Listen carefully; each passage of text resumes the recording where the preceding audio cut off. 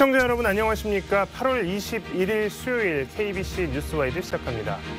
K-팝, K-푸드 등 다양한 K-컬처 분야가 전 세계적으로 인기를 끌고 있는 가운데 K-뷰티를 포함한 의료 분야도 해외에서 관심을 모으고 있습니다.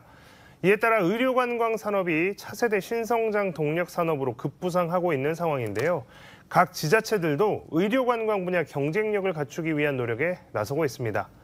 오늘은 신삼시 광주권 의료관광협의회장과 함께 우리 지역 의료관광 산업 현황을 진단하고 미래를 전망해보는 시간 갖도록 하겠습니다. 회장님 안녕하십니까? 네, 안녕하십니까? 자, 지난 2020년 이후에 코로나19가 대유행을 하면서 의료관광 산업이 주춤했습니다. 최근에 이제 다시 회복세를 보이고 있다고 하는데 얼마나 좀 상황이 나아졌는지 좀 궁금합니다. 예, 현재 의료 관광을 위해서 저희 광주 지역을 찾는 외국인들은 팬데믹 이전에는 5,476명이었는데요.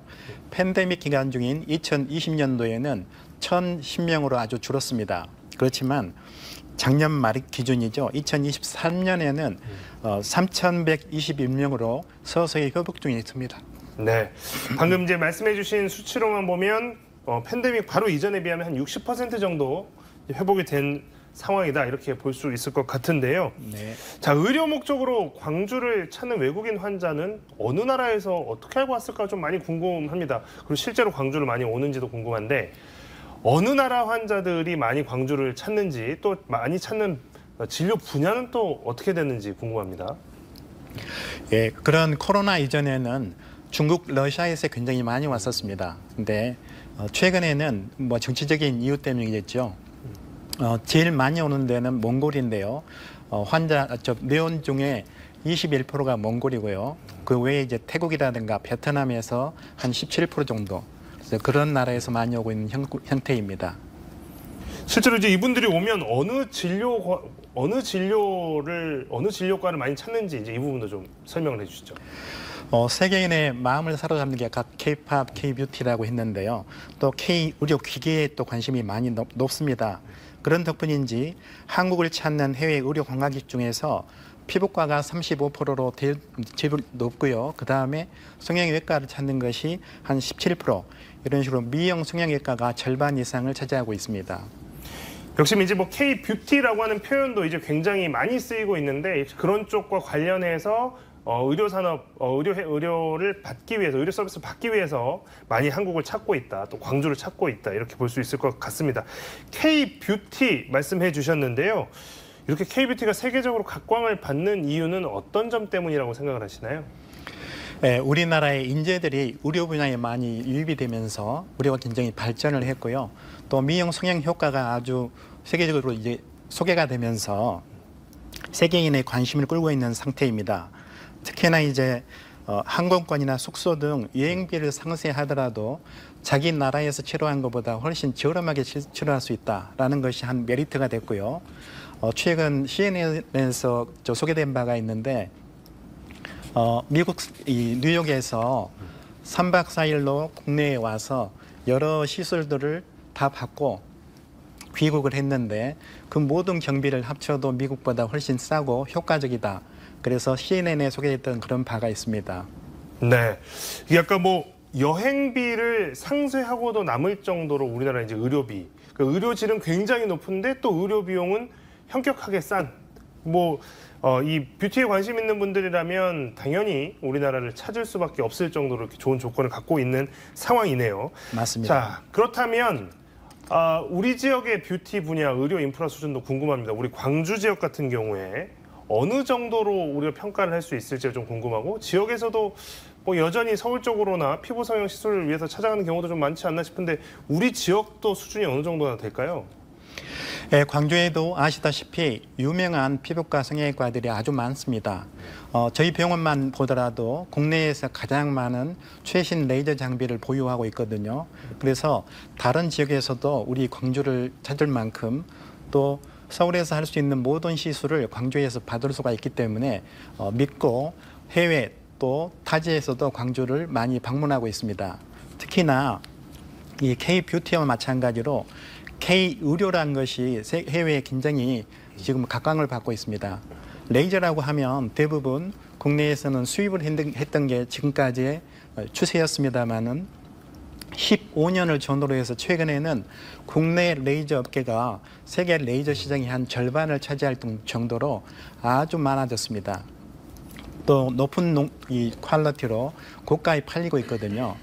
그리고 우리 지역에서도 보면 광주에서 만든 네오스컬프라는 것이 있는데요. 이 장비도 대부분 우리 탄력 치료라고 하는 레이저 시술들이 피부층을 치료하는 것으로 지금 개발이 되어 있습니다만은 피부층을 치료한다고 해도 팔자주름 심술보가 레이저만으로는 해결이 잘 안 되는 것이 사실입니다.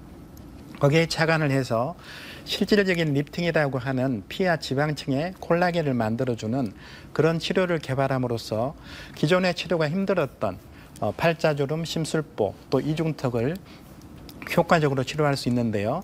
그런 장비를 우리 광주에서 만들어냈습니다. 네. 그러니까 이게 지금 그 우리나라 자체가 뭐 성형이라든지 피부라든지 이런 흔히 말하는 K-뷰티와 관련해서 굉장히 세계적으로 앞서 있는 상황인데 그 중에서도 우리 지역 광주가 이것이 분명히 산업적으로도 인프라가 잘 갖춰져 있고 성공할 수 있는 조건들이 좀 갖춰져 있는 것 같습니다. 방금 이제 말씀하신 것처럼 서울에서 받을 수 있는 모든 시술 같은 경우도 광주에서 다 받을 수 있는 데다가 또 장비나 이런 것들을 갖추고 있는 것도 훌륭해서 다른 지역, 다른 나라에서 광주까지 얼마나 충분한 이유가 되는 것 같고요. 조금 전에 이제 이야기해 주셨던 것처럼 이중턱, 팔자주름, 심술보라고 우리가 이야기를 하죠. 이제 이런 부분들에 대한 것들도 이미 그런 의료기까지 뭐 레이저 치료기라든지 이런 것들까지도 굉장히 발전되어 있다 이렇게 이해를 하면 될 것 같습니다. 저도 굉장히 잘 이쪽 분야에 잘 몰랐는데 지금 회장님 설명을 듣고 보니까 우리가 이 지역에서 산업으로 충분히 승산이 있겠구나라고 하는 생각이 듭니다. 맞습니다. 네, 작년이었습니다. K-뷰티 의료 체험을 위해서 광주를 불가리아 기자단이 찾아왔었습니다. 그때 한 기자의 피부암을, 그러니까 불가리아 기자의 피부암을 이렇게 소개를 하시면서 직접 발견하셨던 이야기 이런 것도 굉장히 언론을 통해서 좀 알려지고 했었는데요. 그 이야기도 좀 해주시죠. 한국기자협회와 저희 광주권 의료관광협회가 MOU를 맺었습니다. 그 일환으로 불가리아 신문, 방송, 기자단 5분을 초대를 했는데요. 그분들이 오셔서 광주의 의료 시스템과 시설 또 새로운 장비인 네오스코프 시술을 받기로 했었는데 시술을 받다 보니까 피부암이 있는 것을 발견을 하고 국내 여건상 자국에서 치료하도록 권해드렸습니다. 근데 다행히도 가서 암 수술 치료를 잘했다고 그런 감사의 편지를 보내왔었습니다. 또 그때 이 장비를 꼭 투입하고 싶다, 자기들에게 기회를 달라 했는데요. 지금 그런 수출을 위한 FDA 또 시행 과정을 지금 밟고 있는 중입니다. 네, 불가리아 기자단이 한국에 와서 또 광주에 와서 이렇게 의료 산업의 인프라들을 이렇게 쭉 견학을 하다가 피부암이 발견이 돼서 이제 실제로 수출에 대한 상담으로까지 이어졌다고 하는데요. 역시 또 우리 K 의료에 대한 것들, 특히 이제 광주 지역의 훌륭한 의료 인프라, 또 의료인들의 이런 진단을 받고 또 위상을 높이게 된 계기가 아니었나 싶습니다. 자, 지역의 미래 산업으로 의료 관광 어떻게 전망을 할 수 있을까요? 서울이나 수도권도 그렇고 부산, 울산, 경남권도 그렇고 이제 국내 경쟁력도 인프라가 많고 인구가 많다 보니까 그쪽과 과연 경쟁에서 이길 수 있을까라는 생각도 좀 드는데 우리 지역의 미래 산업으로서 의료 관광의 수준, 그 경쟁력 어떻게 이해하면 되겠습니까? 예, 광주는 성형외과, 피부과, 또 한방의원, 그리고 여러 병원들, 또 국립대가 큰 병원이 2개가 있습니다. 그런 다양한 의료 분야에서 경쟁력 있는 인프라를 이미 갖추고 있기 때문에요. 국내외 의료 관광객을 충분히 유치할 수가 있습니다. 뿐만 아니라 우리 지역, 특히 광주 전남은 우리나라의 전통 문화와 또 자연 경관이 잘 보존되어 있습니다. 그래서 이런 의료와 지역 관광 사업을 같이 매치를 해서 그런 프로그램을 만들게 되면 다른 시도에서 할 수 없는 그런 인프라를 만들 수가 있습니다. 그래서 우리 관광 사업이 활성화되면 우리 지역 내에 숙박을 할 테고요. 또 음식이라든가 교통, 또 쇼핑 등 그런 다양한 산업 분야에 긍정적인 영향을 미칠 겁니다. 그렇게 되면 의료 관광객은 치료를 받는 동안에 우리 지역에서 소비를 하게 되고 우리 지역 경제에 큰 도움이 될 것이라고 생각합니다. 네.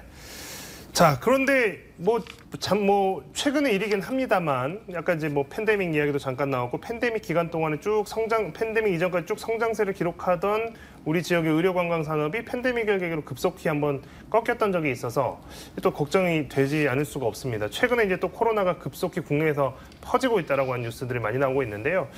코로나의 이 유행 같은 것들 때문에 이제 이런 것들 감염병에 대한 우려나 이런 것들은 의료관광 산업을 추진하는 쪽에서도 어떤 늘 있을 수 있는 리스크로 생각을 하고 있어야 될 것 같습니다. 의료관광 분야에서는 이런 부분들, 감염병이라든지 이런 부분들에서 어떻게 좀 대응을 해야 되겠습니까? 우리가 코로나를 통해서 학습이 되고 체험을 했습니다. 그런 전염병 질환은 항상 그런 응급치료 시스템이 잘 관리가 돼야 됩니다. 통합된 관리가 필요한데요. 그래서 국가적인 그런 응급의료 시스템에 대한 관리 체계를 잘 갖춰야 될 것이 분명하고요. 또 그런 지금처럼 엔데믹 시대에 있어서는 고객들이 방문하는 모든 의료기관이 철저한 방역과 위생관리를 철저히 해야 할 겁니다. 그리고 방문하는 병의원 말고도 식당이라든가 또 숙박시설 등 모든 이 방문 분야에서 그런 수준 높은 방역을 유지하게 되면은 환자들에게 신뢰를 제공할 것이고요. 또 우리가 이미 학습이 되어 있습니다. 백신 맞았던 거에 대한 디지털화, 또 여행을 했을 때나 여행 중에 그 상태에 대한 보고 체계 이런 것들을 우리가 원격 진료로 할 수가 있다면 더 높은 신뢰를 얻고 엔데믹 시대에 앞으로 더 발전할 수 있는 계기가 될 수 있을 거라고 생각합니다. 네. 자, 의료 관광 산업이 정말 미래 먹거리로 자리를 잡기 위해서는 지금 산업 각 분야에서 일을 하시는 분들, 이런 분들뿐만이 아니라 지자체 또는 정부에서 많은 또 지원이 뒤따라야 될 것 같은데요. 지역의 의료 관광 산업이 활성화되기 위해서는 어떤 부분에서 지원이 이루어진다면 더 좋을까요? 예, 의료 관광은 우리 지역사회의 미래 먹거리입니다. 이미 높은 수준의 그런 의료 시스템을 가지고 있기 때문에 이를 발전할 수 있도록 지자체의 관심과 지원이 절실히 필요합니다. 우리 지역 의료의 인프라를 바탕으로 지역 관광과 같이 결합하는 다양한 프로그램을 개발해서 이를 효과적으로 세계에 홍보하고 마케팅한다면 국내외 의료 관광객을 유치할 수 있을 것입니다. 그래서 이 과정에서는 정부와 광주, 전남 그런 지역사회의 협력이 필요할 테고요. 또 하나는 그런 지속적인 서비스를 우리가 더 낮게 개선해 나가야 될 것이고 해외 네트워크 구축을 통해서 그런 중요한 역할들을 서로 컨트롤할 수 있는 그런 기관들이 필요할 거라고 생각합니다. 네. 자, 오늘 신삼식 광주권 의료관광협의회장과의 이야기는 여기까지 듣도록 하겠습니다. 회장님, 이야기해 주셔서 감사합니다. 감사합니다.